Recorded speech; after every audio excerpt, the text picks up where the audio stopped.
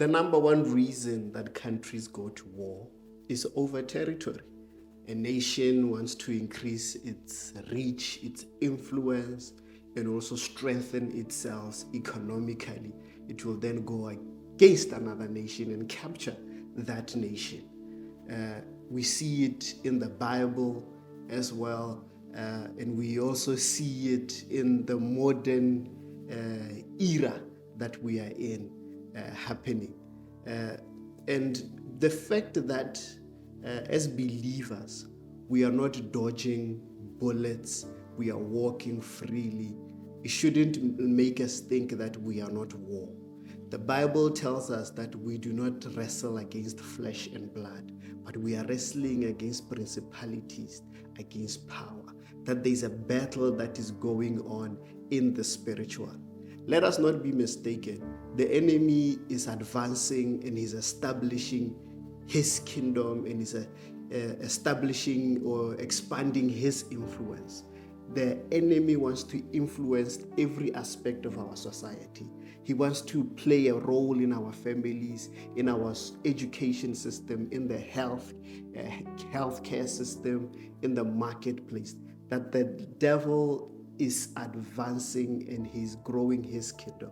So our battle is not in the physical, but our battle is in the spiritual. There are nations that Paul had converted to Christianity, and now these nations are some of the most hostile nations towards Christians.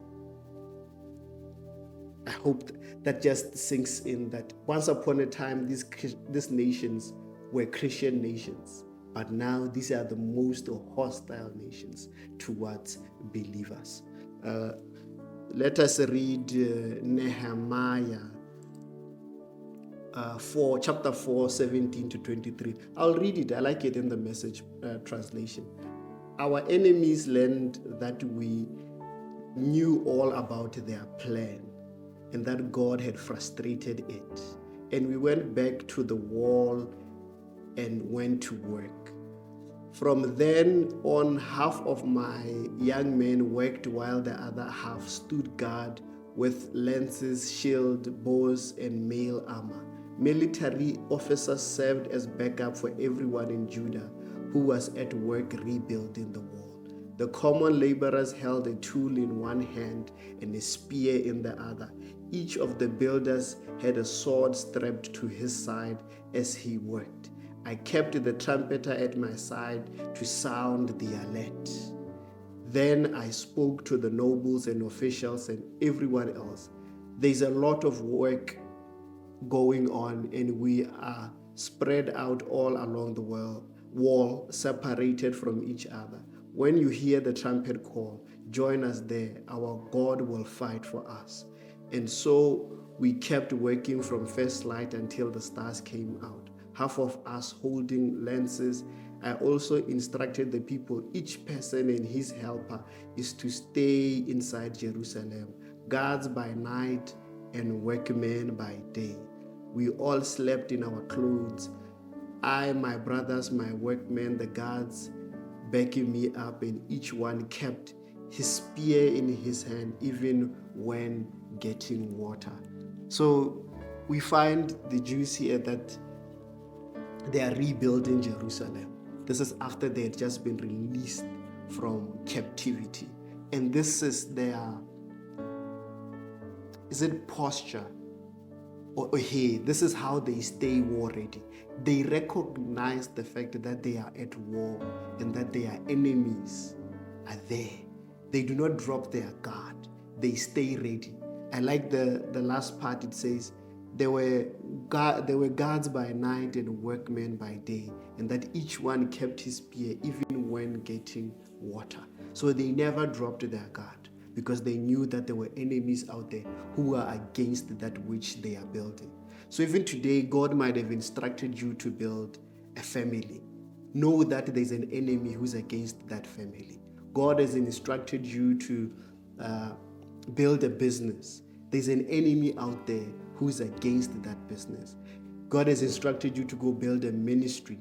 There's an enemy out there who is against that ministry. So whatever God has told you to build, know that there is an enemy out there who is against the work of God in your life. So we have to stay in a place of prayer, that we should stay war ready. We have said, okay, we're going to pray for this nation. It's a declaration of war, and it is us saying, prayer is not going to be our backup plan, but prayer is going to be our battle plan. That we are not going to let the enemy, because the Bible tells us that in 1 Peter that we should be alert, we should be on guard, because the enemy is roaming around looking for whoever to devour. So because we know that there's an enemy out there who is roaming around, we are going to stay ready. We are going to stay with our spears. We are going to be watchmen by night, and we are going to be workers by day. That we are not going to drop our guard. And I just want to encourage you today that don't drop your guard. The enemy wants you to drop your guard. The enemy wants you to relax. The enemy wants to move you away from a place of prayer. That is the enemy's plan and plot. The enemy wants you to be comfortable, to relax, wants you to enjoy nice, while he himself is advancing. And when you try to wake up, it will be too late. He would have already have captured and taken over the city. So this is a wake-up call for us believers, that we arise and we take our rightful positions in the place of prayer. That we pray for our families, we pray for our loved ones, we pray for this nation.